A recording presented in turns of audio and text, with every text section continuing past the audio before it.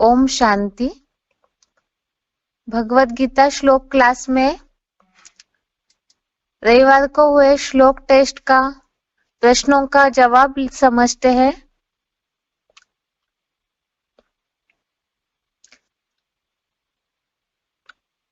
पहला प्रश्न है ग्रुप ए का, निम्नलिखित प्रश्नों के उत्तर शब्दों में बताएं।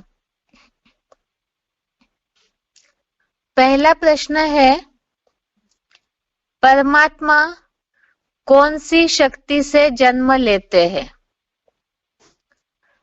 परमात्मा कौन सी शक्ति से जन्म लेते हैं?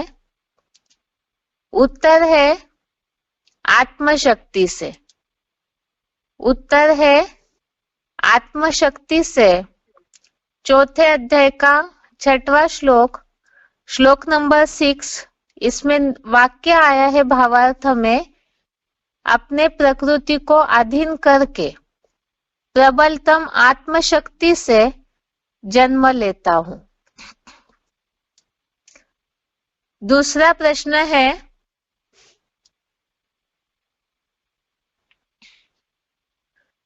सृष्टि पर क्या बढ़ने पर परमात्मा दिव्य जन्म लेते हैं? सृष्टि पर क्या बढ़ने पर परमात्मा दिव्य जन्म लेते हैं? उत्तर है धर्मग्लानि और अधर्म की वृद्धि। धर्मग्लानि और अधर्म की वृद्धि होने पर परमात्मा दिव्य जन्म लेते हैं। चौथे अध्याय का 7वां श्लोक, श्लोक नंबर 7, इसमें बात आई है जब जब धर्म की ग्लानि और अधर्म की वृद्धि होती है तब परमात्मा जन्म लेते हैं। तीसरा प्रश्न है, भगवान के अनेक नाम रूप दिखाने के अज्ञानता का मुख्य कारण। भगवान के अनेक नाम रूप दिखाने के अज्ञानता का मुख्य कारण। बेसिक कोर्स से संबंधित प्रश्न है। उत्तर है अनेक अवतार। अनेक अवतार दिखाने के कारण ही सही रीति से लोग समझ नहीं पाए, तो इसीलिए अनेक नाम रूप भगवान के दिखा दिए। चौथा प्रश्न है, भगवान की सहज याद न आने का कारण। भगवान की सहज याद न आने का कारण। उत्तर है पहचान नहीं है। भगवान को कोई सही रीति से जानते नहीं है, इसीलिए ही सही संबंध नहीं जोड़ा तो प्राप्ति की अनुभूति नहीं होती और सहज याद भी नहीं आती। 5वां प्रश्न है, भगवान का दिव्य जन्म और कर्म को जानने से क्या होगा? भगवान के दिव्य जन्म और कर्म को जानने से क्या होगा? इसका उत्तर है नारकीय दुनिया में वापिस जन्म नहीं लेते हैं। भगवान के दिव्य जन्म और कर्म को जानने से नारकीय दुनिया में फिर से जन्म नहीं लेते।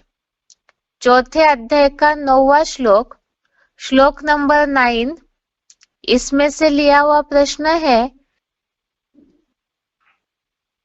जो जड़ तत्वों सहित परमात्मा को जानता है वह देह रूप देहभान को त्याग कर मुझको पाता है, फिर से इस नारकीय दुखधाम में जन्म नहीं लेता, विष्णु लोकीय स्वर्गीय संसार में ही जाता है।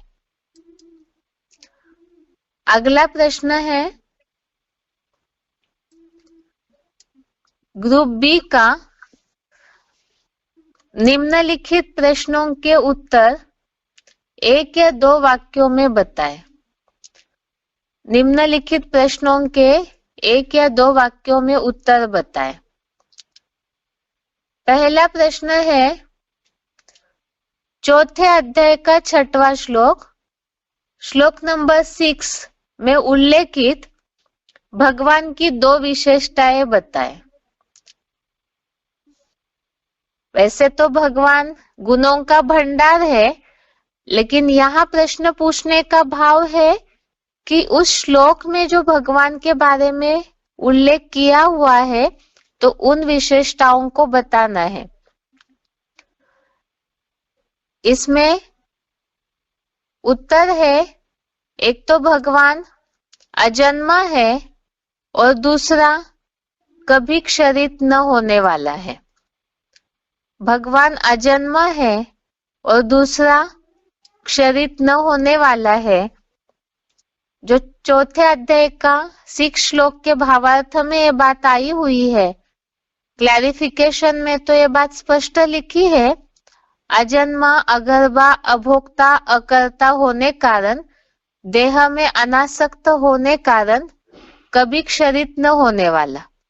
बाकी श्लोक में जो संस्कृत शब्दों का वाक्यांश है उसमें एक तो अव्ययात्मा अर्थात कभी क्षरित न होने वाला और दूसरा अजोपी अजन्मा होते हुए भी। अगला प्रश्न है, पवित्रता और परमात्मा प्राप्ति के लिए क्या करना होगा?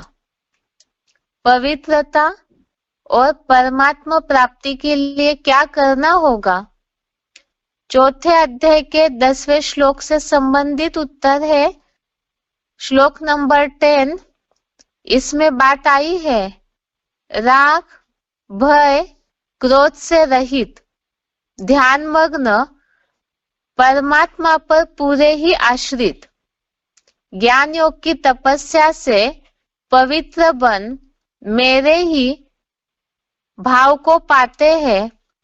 अर्थात जो राग, भय, क्रोध से रहित होकर, 10वें श्लोक में इस बात को स्पष्ट लिखा हुआ है कि राग, भय, क्रोध रहित, मेरे में ध्यानमग्न, मेरे में ही पूरे आश्रित लाखों लोगों ने ज्ञान योग रूपी तपस्या से पवित्र बन मेरे भाव को अर्थात विष्णु लोकीय राजाई भाव को नंबरवार पुरुषार्थ अनुसार पाया है। अगला प्रश्न है, चौथे अध्याय का 9वां श्लोक, श्लोक नंबर 9। इस श्लोक में भगवान के जन्म और कर्म को कैसे पहचानने के लिए बताया है। भगवान के जन्म कर्म को कैसे पहचानने के लिए बताया है? तो इसका उत्तर है, भावार्थ में वाक्य आया है, मेरे दिव्य जन्म और कर्मों को जो तत्वों सहित जानता है। तत्वों सहित जानने का अर्थ क्लैरिफिकेशन में बताया है कि कलयुगी तामसी बुद्धि वाला अर्जुन रथ अर्थात जो परमात्मा का मुकर्रर रथ है, उस रथ में गीता वर्णित 13वें अध्याय के 5वें श्लोक में उल्लेख किए हुए इंद्रियादि 23 जड़ीभूत तत्वों सहित और आगे 13वें अध्याय में ही क्षेत्रज्ञ का जो विस्तार से ज्ञान दिया है, परिचय दिया है उस मुकर्रर रथ का। तो यहाँ तो मेन शब्द है तत्वों सहित अर्थात मुकर्रर रथ को जैसे है, जिस तन में है, उसी आधार से एक्यूरेट पहचानना। चौथा प्रश्न है, युगे युगे का सही अर्थ क्या है? युगे युगे का सही अर्थ क्या है? उत्तर है, इसे श्लोक समझते समय भी हमने समझा था, भक्ति मार्ग में संभवामि युगे युगे, इसका गलत फहमी से अर्थ उठाया है कि भगवान हर युग में आते हैं, लेकिन यहाँ पर युगे युगे 2 बार जो शब्द है अर्थात कलयुग का अंत और सतयुग का आदि, इन दोनों युगों के बीच का जो समय है उस समय में ही भगवान सृष्टि पर आकर अपना कार्य करते हैं। तो युगे युगे का अर्थ हर युग की बात नहीं, कलयुग अंत और सतयुग आदि के बीच का समय, जिसे ज्ञान के आधार से हम समझते हैं पुरुषोत्तम संगम युग। अगला 5वां प्रश्न है, चौथे अध्याय के 8वें श्लोक में उल्लेखित श्लोक नंबर 8 में उल्लेखित भगवान के 3 कार्यों को बताएं। इसका उत्तर है दुराचारियों का विनाश, दूसरा धर्म की संपूर्ण स्थापना और तीसरा संतों की रक्षा। चौथे अध्याय के 8वें श्लोक में भगवान के 3 कार्यों को बताया है, दुराचारियों का विनाश, धर्म की संपूर्ण स्थापना और संतों की रक्षा। 6वां प्रश्न है, भगवान को दुनिया जानती नहीं है, इसे सिद्ध करने के लिए विरोधाभास वाली कोई भी 3 मान्यताएं बताएं। भगवान को दुनिया जानती नहीं है, इसे सिद्ध करने के लिए विरोधाभास वाली कोई भी 3 मान्यताएं बताएं। तो प्रश्न का उत्तर देते समय जिन्हें जो बात याद होगी उन्होंने वही बात बताई होगी, इसीलिए कोर्स में जितनी भी बातें समझाई थी उसे ही केवल पॉइंट पॉइंट बता देंगे। सबसे पहले तो एक तरफ कहते हैं भगवान नाम रूप से न्यारा है और दूसरी तरफ कहते हैं प्रभु दर्शन दो। तो ये 2 अलग अलग बातें हुई। नाम रूप से न्यारा है, रूप नहीं है, तो दर्शन किसका करेंगे। दूसरी बात, एक तरफ बेअंत कहते हैं और दूसरी तरफ भगवान को पाने की साधनाएं करते रहते हैं। तीसरी बात, आत्मा सो परमात्मा कहते हैं, फिर पाप आत्मा या पुण्य आत्मा कहते हैं, परंतु पुण्य परमात्मा पाप परमात्मा क्यों नहीं कहते हैं। मतलब आत्मा सो परमात्मा कह दिया, लेकिन अंतर जरूर मन में रखा हुआ है, बुद्धि में जानते हैं, तो उस हिसाब से पुण्य परमात्मा पाप परमात्मा नहीं कहते। अलगाव समझ में भी नहीं आता है पूरा। अगली बात, एक तरफ से ऊपर वाला सब कुछ देख लेगा कहते हैं और दूसरी तरफ से सब जगह सर्वव्यापी है कहते हैं। दूसरी बात, सर्वव्यापी कह दिया, सब जगह व्यापक है, तो मंदिर या कोई भी पूजा स्थली मूर्ति बनाकर एक जगह श्रद्धा स्थान बनाने का कारण क्या है।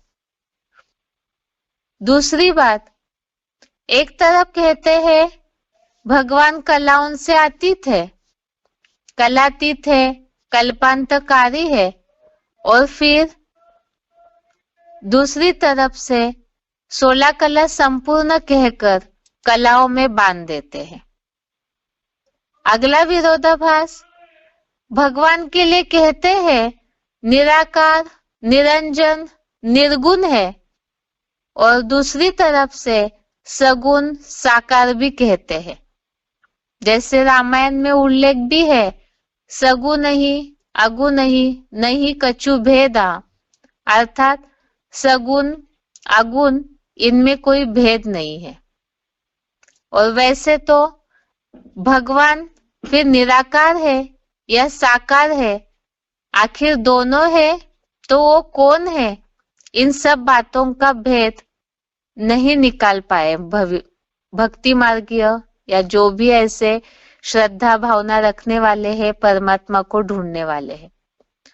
भगवान एक कह देते हैं और दूसरी तरफ से 33 करोड़ देवताएं कहते हैं, तो कई ऐसे भोले भक्त भी है जो देवताएं और भगवान के बीच का अंतर या महत्व न जानने कारण देवताओं को ही भगवान भी कह देते हैं। तो इस तरह से ये जो ढेरों मान्यताएं हैं, ये विरोधाभास वाली मान्यताएं हैं, इससे सिद्ध होता है कि भगवान को दुनिया यथार्थ रीति नहीं जानती है। अगला प्रश्न है, अभी ही इस समय ही कलयुग का जो अंतिम समय चल रहा है, इस समय भगवान को जानना क्यों जरूरी है? इसका उत्तर है, ये तो हमने 3 लोक के चित्र में स्पष्ट समझा था। बाकी यहाँ इस समय ही भगवान को जानना क्यों जरूरी है?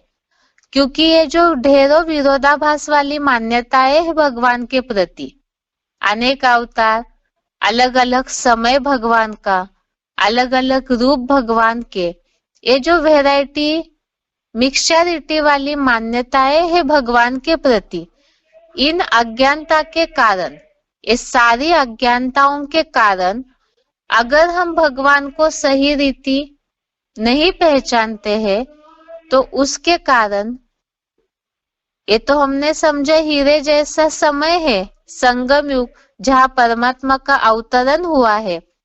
तो उस समय हमने भगवान के कार्य को, भगवान के व्यक्तित्व को सही रीति नहीं पहचाना, तो अपना जन्म सिद्ध अधिकार प्राप्त करने से और कल्प कल्प के लिए भी वंचित हो जाएंगे, और साथ में ही भगवान प्राप्ति से जो सुख शांति की प्राप्ति होती है, उससे भी वंचित रह जाएंगे। इसीलिए ही अभी के समय में ही भगवान को पहचानना जरूरी है। अगला प्रश्न है, धर्म ग्लानि का उल्लेख गीता के अलावा और किस शास्त्र और धर्म में आया है? धर्म ग्लानि का उल्लेख गीता के अलावा और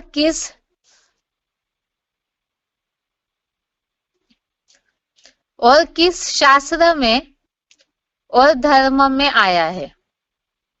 इसका उत्तर है, गीता के अलावा जैन और वैदिक प्रक्रिया में धर्म ग्लानि का उल्लेख आया हुआ है। गीता के अलावा जैन 4थे अध्याय का 7वां श्लोक है, उसके नीचे इसके बारे में बताया है। श्लोक नंबर 7 के नीचे नोट दिया हुआ है, जैन धर्म के अंतिम आर्य में और वैदिक सृष्टि प्रक्रिया के अनुसार पापी कलयुग अंत में ही सद्धर्म और धर्म पिता आदि देव आदम की संपूर्ण ग्लानि होती है। और इसके अलावा जो आदिश्वर चरित्र है यूट्यूब में डाला हुआ, उसमें भी अन्य धर्म ग्रंथों का उल्लेख, महाभारत, हरिवंश पुराण ऐसे ग्रंथों में भी जो उल्लेख आया है कलयुग में अंत में जो अवस्था है सृष्टि की उसका, तो उसमें भी इसका उल्लेख दिखाया है। आगे का प्रश्न है 9वां, भगवान के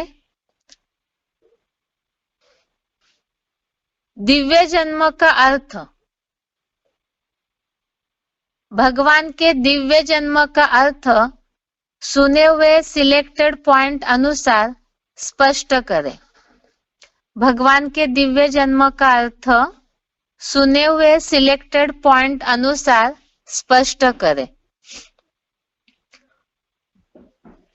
श्लोक नंबर 9 4थे अध्याय का 9वां श्लोक, जन्म कर्म च में दिव्यम, इस संबंधित जो सिलेक्टेड पॉइंट हमने सुने थे श्लोक के साथ साथ, तो उसमें दिव्य जन्म का उल्लेख बताया था।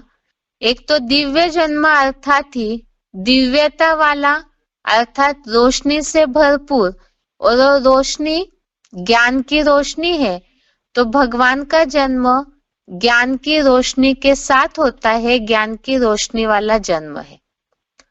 दूसरी बात, दिव्य जन्म अर्थात प्रवेश करके भगवान जन्म लेते हैं, अर्थात ही जो 6वें श्लोक में भी उल्लेख है, प्रबलतम आत्मशक्ति से प्रवेश तुम अनुसार वो अपनी प्रकृति को अधीन करके मुकर्रर तन में प्रवेश करके कार्य करते हैं। इसके लिए भी शिव बाबा ने बताया, अर्थात वो हल्के फुल्की बिंदी है, उनकी प्रवेशता का पता नहीं चलता है।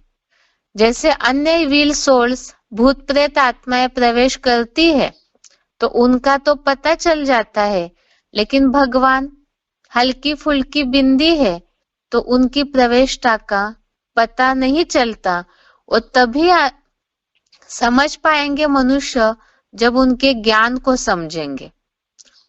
और तीसरी बात, लौकिक दुनिया में जन्म होता है तो उन्हें पालना की आवश्यकता होती है, लेकिन भगवान तो सर्वशक्तिवान अथॉरिटी है, तो मनुष्यों की तरह जन्म के बाद उनको पालना करने की आवश्यकता नहीं है। वो स्वयं ही सृष्टि का उद्धार करने के लिए प्रवेश करके कार्य करते हैं। तो ये 3 बातें जो हमने सिलेक्टेड पॉइंट में समझी थी, एक तो ज्ञान की रोशनी वाला जन्म है, दूसरा दिव्य जन्म अर्थात प्रवेश होके जन्म होता है, प्रवेश करके ज्ञान की रोशनी के साथ प्रकट होते हैं, प्रत्यक्ष होते हैं, तो हल्की फुल्की बिंदी है, उनकी प्रवेशता का पता नहीं चलता। और अगला, मनुष्यों की तरह परमात्मा को किसी को पालना देने की आवश्यकता नहीं है, अर्थात परमात्मा स्वयं ही सृष्टि के उद्धार के लिए इस सृष्टि पर आते हैं, तो उन्हें कोई मनुष्य मात्र पालना कैसे दे सकते हैं। अगली बात है, धर्मों के बीच आपस में लड़ाई झगड़े का कारण क्या है। धर्मों के बीच आपस में लड़ाई झगड़े का कारण क्या है। तो इसमें तो खास बात है, जैसे एक परिवार में बच्चे हैं, भाई भाई कहलाते हैं अपने को, तो सारे ही भगवान का एक ही परिचय देंगे, अपने पिता का एक ही परिचय देंगे, क्योंकि उनके लिए तो माता पिता एक ही है। इसी तरह से दुनिया में भी कहते हैं लोग, हिंदू मुस्लिम सिख ईसाई आपस में भाई भाई, लेकिन एक भगवान को जानते नहीं है, मानते नहीं है, पूरी पहचान नहीं है। न होने के कारण कहते तो है गॉड इज वन, सबका मालिक एक है, हम सब एक माता पिता की संतान है, ये केवल कहने के लिए, लेकिन सही मायने में पहचान नहीं है, महत्व जानते नहीं है। तो इसीलिए ही सभी धर्मों के बीच में आपस में लड़ाई झगड़ा होते रहता है। अगला प्रश्न है,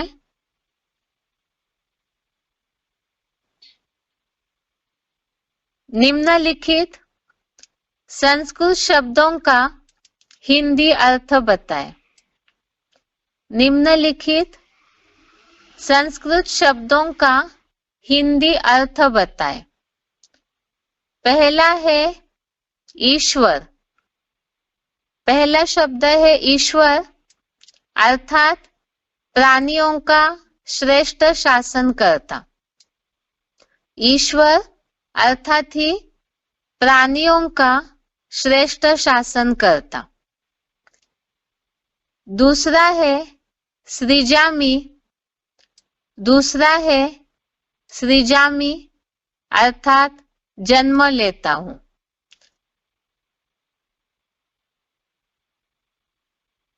सृजामि ये शब्द चौथे अध्याय के 7वें श्लोक से लिया हुआ है, जन्म लेता हूं। और ईश्वर चौथे अध्याय का 6वां श्लोक, श्लोक नंबर 6 से शब्द लिया हुआ है, ईश्वर अर्थात प्राणियों का श्रेष्ठ शासन करता।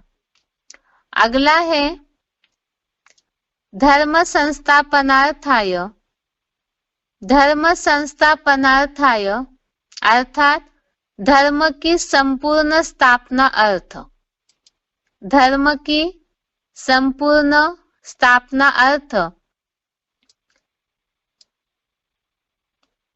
चौथे अध्याय का 8वां श्लोक, श्लोक नंबर 8, इसमें आया हुआ शब्द है धर्म संस्थापनार्थाय। चौथा है त्यक्त्वा। त्यक्त्वा अर्थात त्याग कर। त्यक्त्वा अर्थात त्याग कर। चौथे अध्याय का 9वां श्लोक, श्लोक नंबर 9, इसमें आया है त्यक्त्वा देहम पुनर्जन्म, त्याग कर। त्यक्त्वा अर्थात त्याग कर। अगला है 5वां पूता। पूता अर्थात पवित्र। चौथे अध्याय का 10वां श्लोक, श्लोक नंबर 10, इसमें आया हुआ है पूता मद्भावम आगता, अर्थात पूता पवित्र बन। 6वां है अभ्युत्थानम। अभ्युत्थानम 6वां शब्द है अर्थात रुद्धि। अभ्युत्थानम अर्थात रुद्धि शब्द ऐसे है चौथे अध्याय के 7वें श्लोक में, अधर्मस्य अभ्युत्थानम। अभ्युत्थानम अधर्मस्य अर्थात अधर्म की रुद्धि। अगला प्रश्न है ग्रुप डी का। निम्नलिखित प्रसंगों के लिए श्लोक बताएं। निम्नलिखित प्रसंगों के लिए श्लोक बताएं। पहला प्रश्न है तपस्या से पवित्रता आती है। तपस्या से पवित्रता आती है। चौथे अध्याय का 10वां श्लोक, अध्याय 4, श्लोक नंबर 10। तपस्या से पवित्रता आती है, तो यह श्लोक के भावार्थ में ये बात है, ज्ञान योग रूपी तपस्या से पवित्र बन। श्लोक देखते हैं। श्लोक है वीत राग भय क्रोधा मनमया मामुपाश्रिता बहवो ज्ञान तपसा पूता मद भावम आगता। अर्थ है श्लोक का, पहले भी हर कल्प में राग भय क्रोध रहित मेरे अव्यक्त मूर्त 9वें अध्याय के 4थे श्लोक में इसका उल्लेख है अव्यक्त मूर्ति ना का। अव्यक्त मूर्त में ध्यान मग्न एवं मेरे पूरे ही आश्रित बहुत लाखों लोगों ने ज्ञान योग रूपी तपस्या से मेरी आत्मस्मृति द्वारा पवित्र बन मेरे विष्णु लोकीय राजाई भाव को नंबरवार पुरुषार्थ अनुसार पाया है।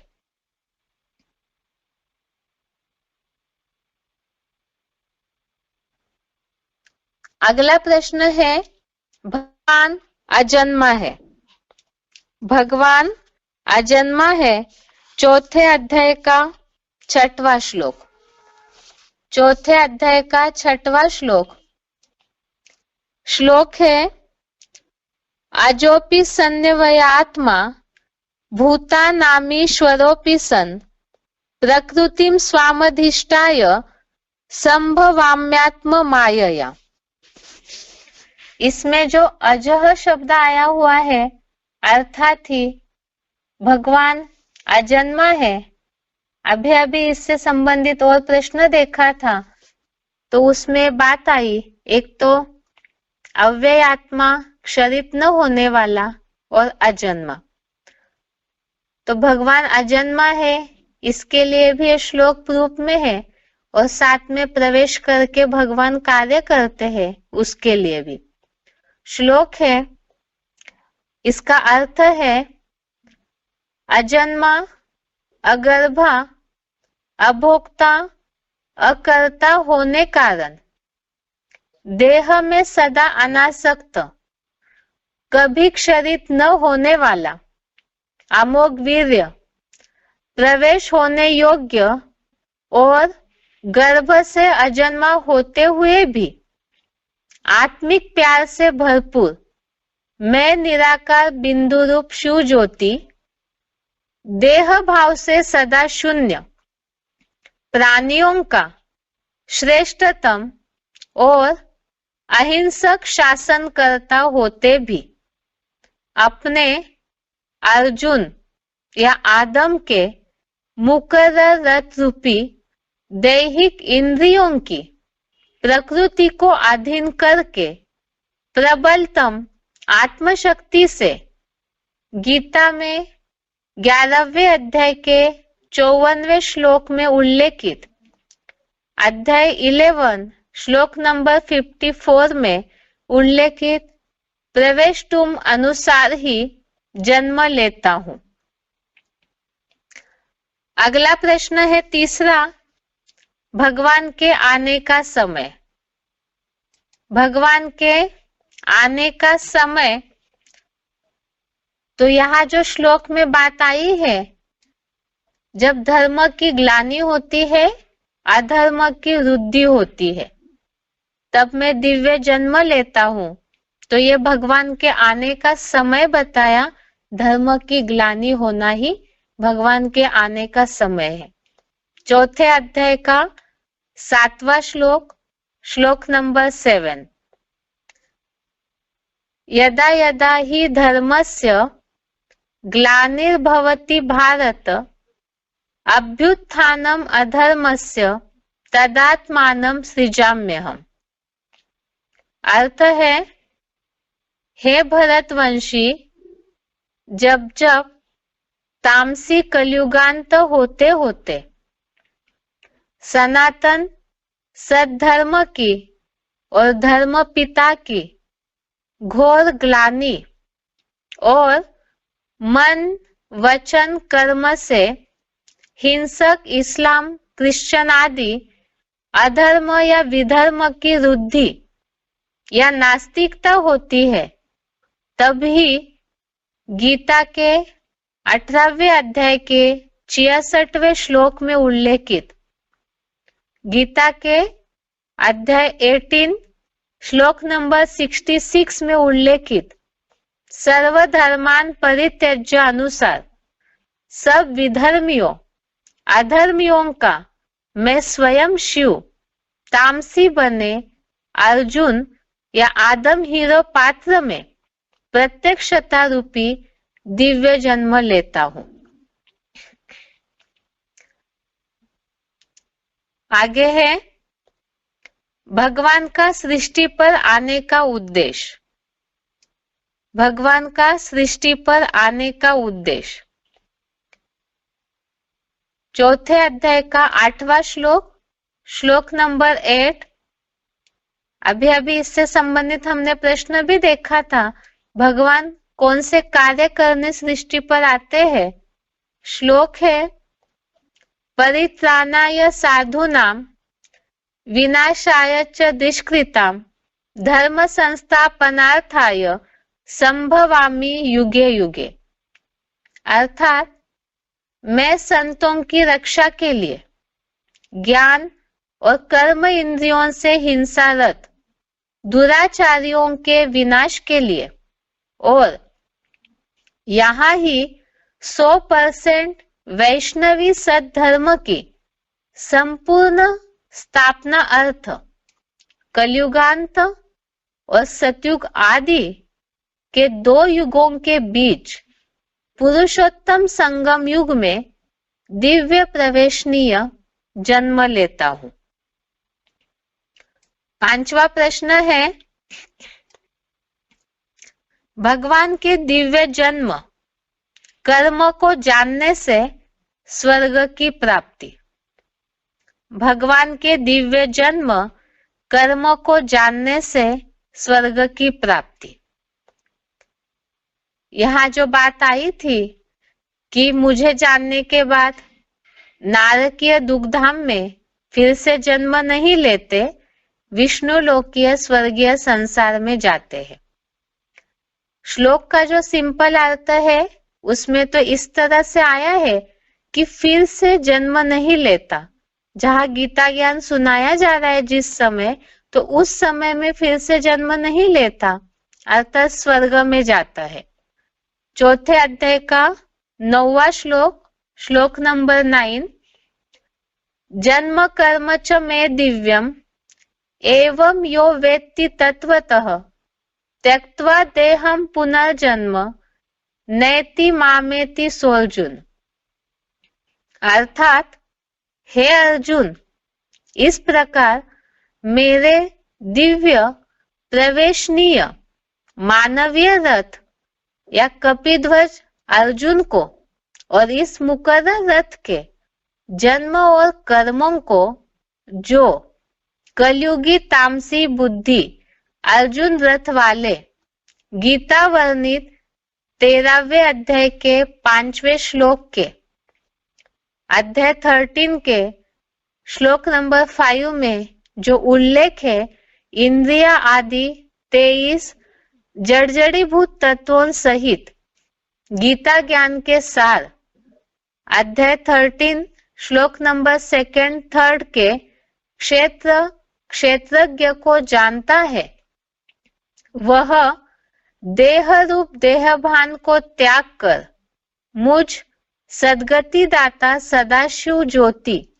सुप्रीम बाप टीचर सदगुरु को पाता है और फिर से इस नारकीय दुग्धाम में जन्म नहीं लेता, विष्णु लोकीय स्वर्गीय संसार में ही जाता है।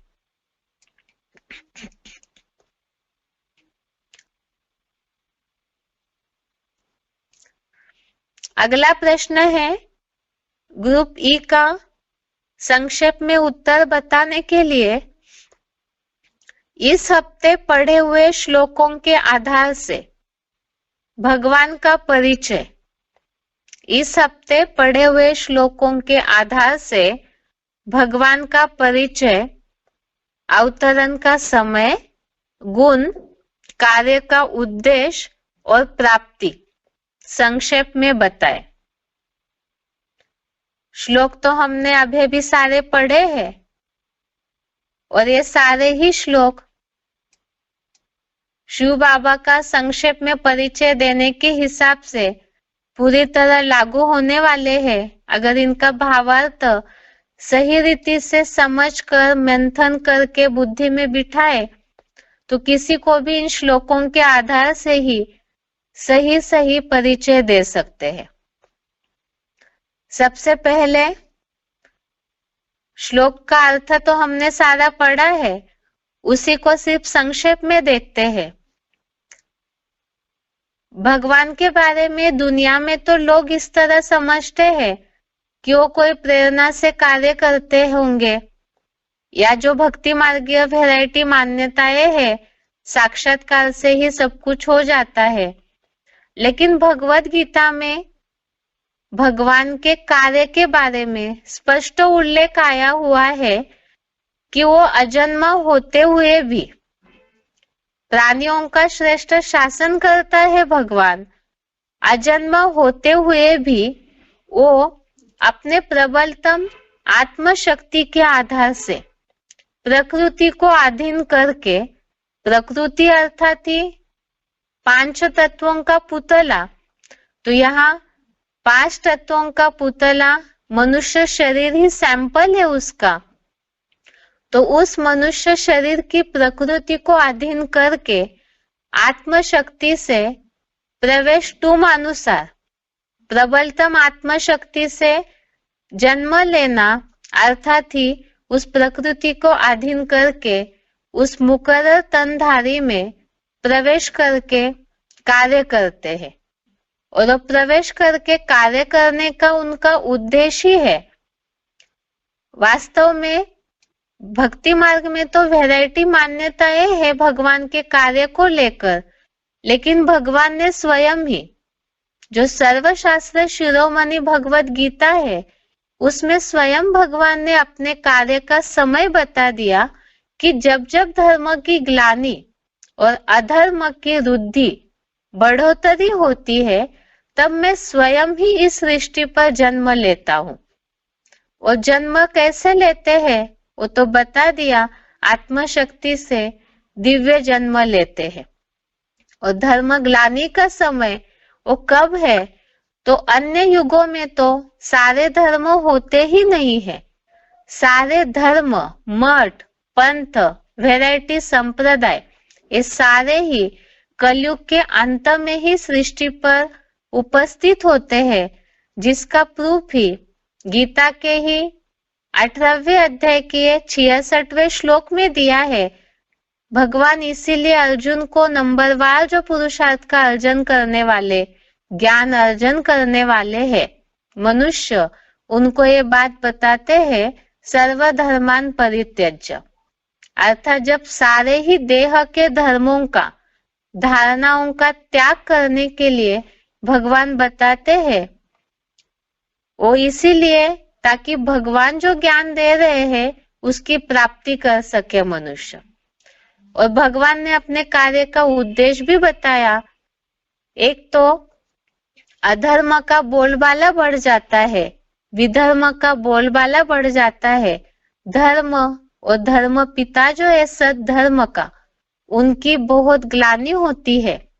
तो जो ग्लानि करने वाले हैं और साथ में ही इस दुनिया में जिन्होंने अधर्म बढ़ाया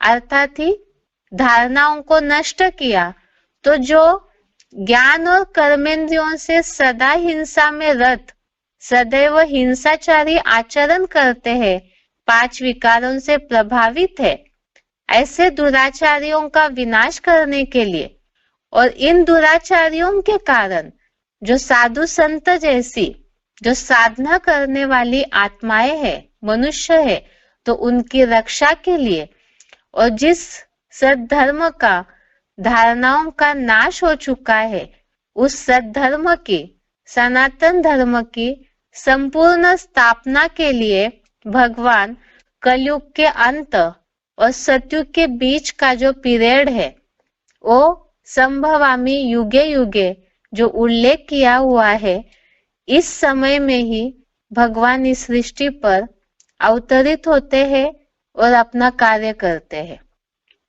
और भगवान के इस दिव्य जन्म और दिव्य कार्य को, जो ज्ञान रोशनी वाला दिव्य जन्म है, उस दिव्य जन्म को और जो कर्तव्य है, ऐसा कर्तव्य जिसे और कोई धर्म पिताएं नहीं कर पाए, संपूर्ण सारे धर्मों का विनाश और एक सद्धर्म की स्थापना, तो ऐसे जो भगवान का निराला कर्तव्य है, उस कर्म को जो जानते हैं और जानने का तरीका बताया कि जिस मुकर्रर तन में परमात्मा कार्य करते हैं, उसे जो है जैसा है अर्थात तत्वों सहित यथार्थ रीति से पूरा जो जानते हैं, वो आत्माएं, वो मनुष्य प्राणी देहभान को छोड़कर, क्योंकि देहभान के कारण ही सबका पतन हुआ है सृष्टि का, उस देहभान को पूरी तरह त्याग करके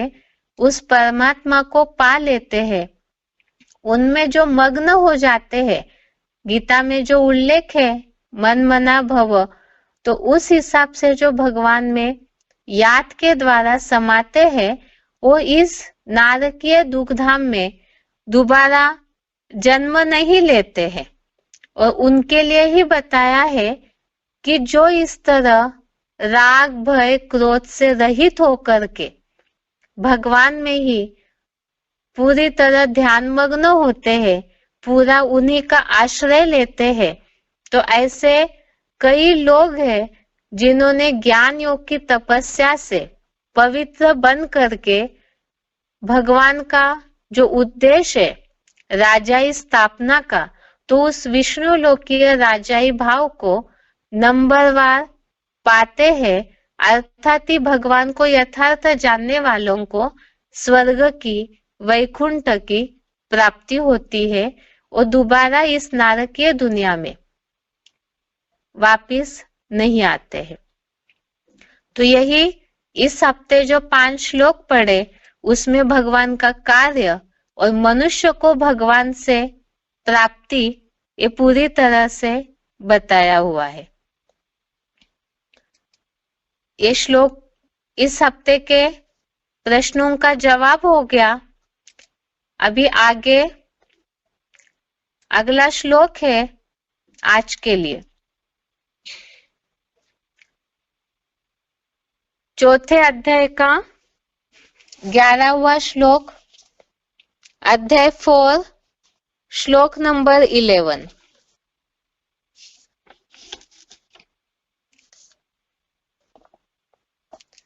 श्लोक है, ए यथा मां प्रपद्यन्ते तान् तथैव भजाम्यहम् मम वर्तमानुवर्तन्ते मनुष्याः पार्थ सर्वशः।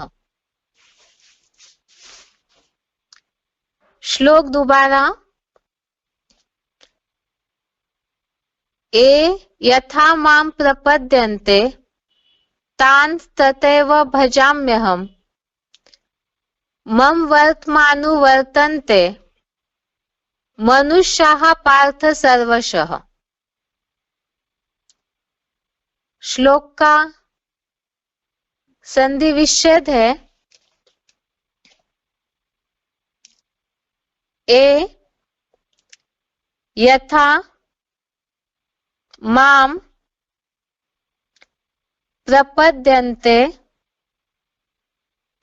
तान् तथा एव भजामि अहम् मम वर्त्म अनुवर्तन्ते मनुष्याः पार्थ सर्वशः। संधि विच्छेद दोबारा, ए यथा मां प्रपद्यन्ते तान् तथा एव भजामि अहम् मम वर्तम अनुवर्तन्ते मनुष्यः पार्थ सर्वशः।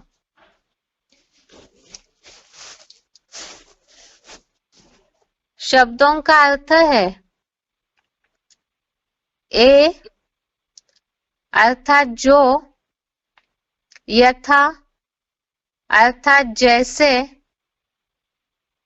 माम अर्थात मुझको, प्रपद्यन्ते अर्थात समर्पित होते हैं,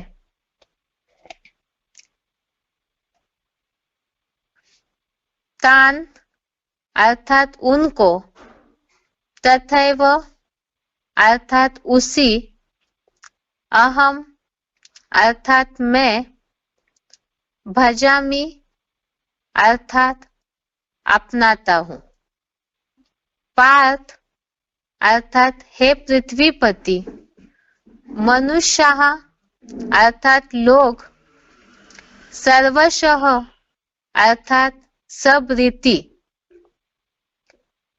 मम अर्थात मेरे, वर्तमानुवर्तन्ते वर्तमानुवर्तन्ते संधि विच्छेद में तो इससे अलग अलग शब्द है, बाकी यहाँ जोड़ के लिखा हुआ है किताब में, वर्तमानुवर्तन्ते अर्थात मार्ग का अनुकरण करते हैं। शब्दों का अर्थ दोबारा। ए अर्थात जो, यथा अर्थात जैसे, माम मुझको, प्रपद्यन्ते अर्थात समर्पित होते हैं, तान अर्थात उनको, तथैव अर्थात उसी, अहम अर्थात मैं, भजामि अर्थात अपनाता हूँ, पार्थ अर्थात हे पृथ्वीपति, मनुष्यः अर्थात लोग, सर्वशः अर्थात सब रीति, मम अर्थात मेरे, वर्तमानुवर्तन्ते अर्थात मार्ग का अनुकरण करते हैं। अर्थ है श्लोक का, जो जैसे मुझको समर्पित होते हैं उनको उसी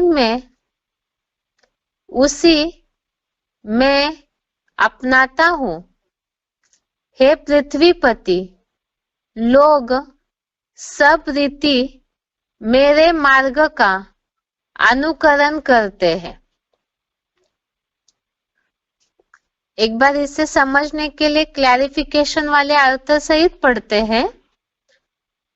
जो जैसे संबंधों से मुझको समर्पित होते हैं उनको उसी नजदीकी संबंध से मैं अपनाता हूँ, हे पृथ्वीपति अच्छे लोग मेरी डाली गई श्रेष्ठतम परंपरानुसार सब रीति मेरे मार्ग का अनुकरण करते हैं, गाते भी है महाजनेन एन गतः सब पंथा।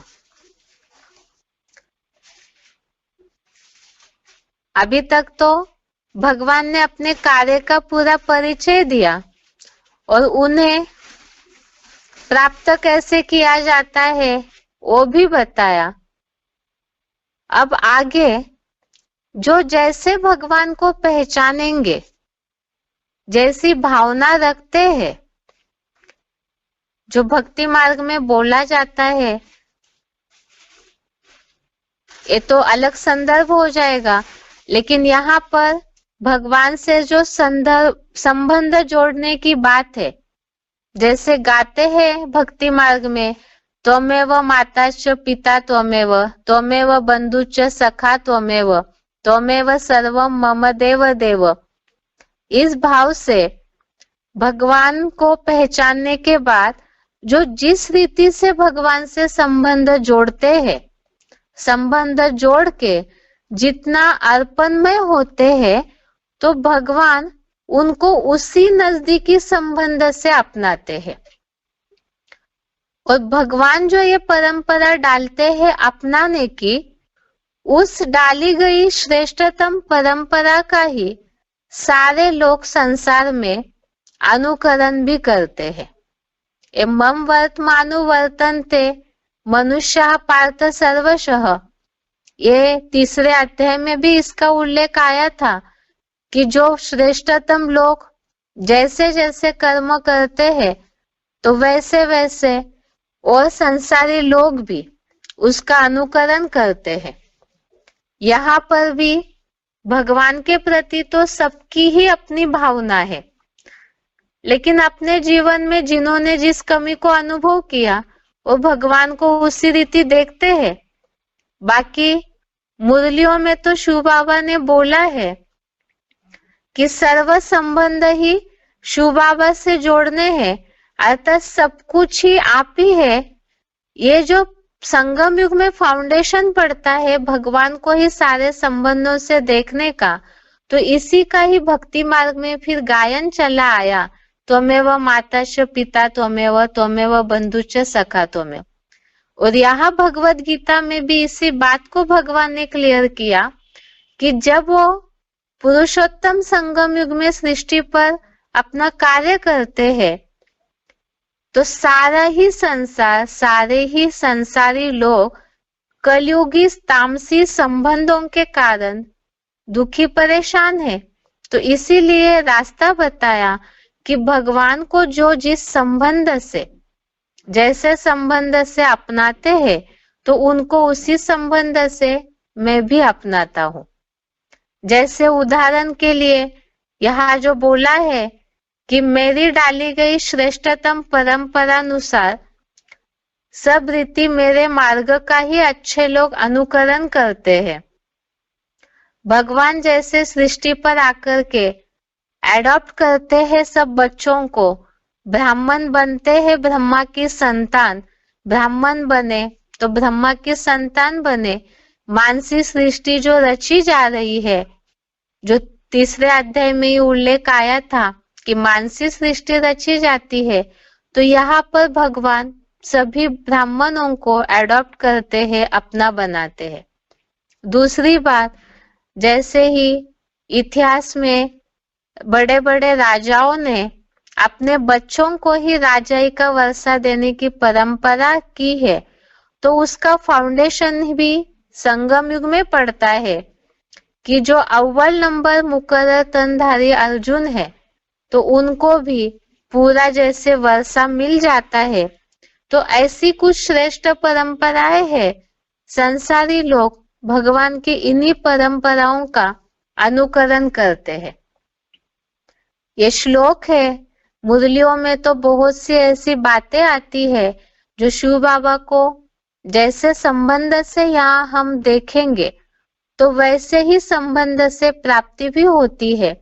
और सारे ही कलयुगी देहधारी दुखी है, तो भगवान में ही अगर हम सब कुछ देखेंगे तो उसी अनुसार सर्व प्राप्तियों की खजाने की भी अनुभूति होती है।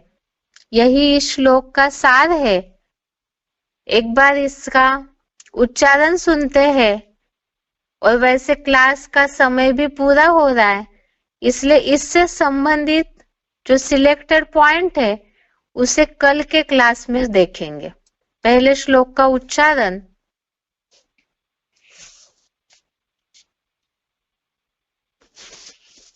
ये यथा मां प्रपद्यन्ते तांस्तथैव भजाम्यहम् मम वर्त्मानुवर्तन्ते मनुष्या पार्थ सर्वशः। जो जैसे संबंधों से मुझको समर्पित होते हैं उनको उसी नजदीकी संबंध से मैं अपनाता हूँ। हे पृथ्वीपति, अच्छे लोग मेरी डाली गई श्रेष्ठतम परंपरानुसार सब रीति मेरे मार्ग का अनुकरण करते हैं, गाते हैं। महाजनेन येन गत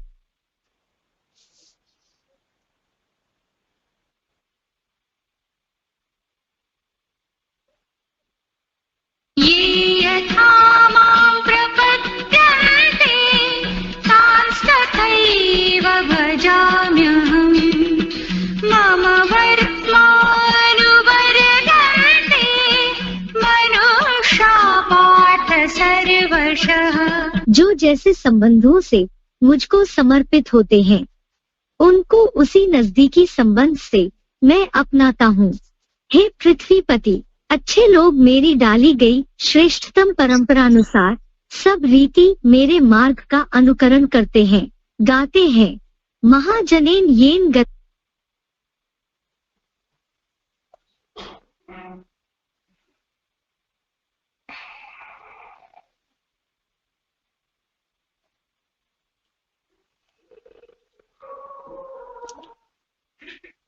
इस तरह से श्लोक का उच्चारण हो गया। श्लोक का अर्थ तो हमने आज समझा है, कल के क्लास में पॉइंट देखेंगे। आज के लिए गीता क्लास यहाँ तक ही। ओम शांति।